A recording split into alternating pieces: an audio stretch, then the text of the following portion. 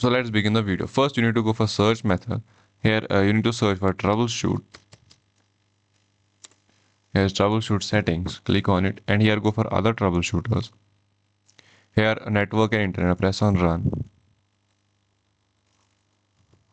And if this shows up or if there's any error, you need to just press continue on it, and it will fix the any error if there's with your network. So the next method is that if you're using any VPN or proxy, you need to first disable it and watch the video about it. We have it on our channel. So you need to watch that and fix the and disconnect the VPN or any proxy if you have it on. For the third method, what you need to do, you need to go on search option. Here search for view network settings.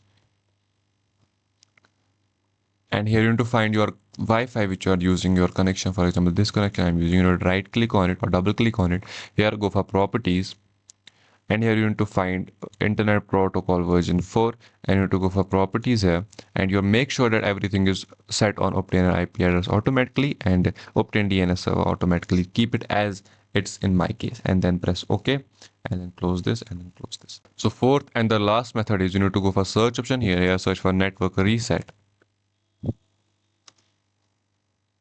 Press enter, and here go for reset now. I don't need to reset it because the problem is yours. So you need to press reset now, and after that restart your Wi-Fi and restart your PC. So these are the issues which will make sure that your thing will be fixed. And this was about the video. If you like the video, please like, subscribe and share, and thank you. Have a nice day.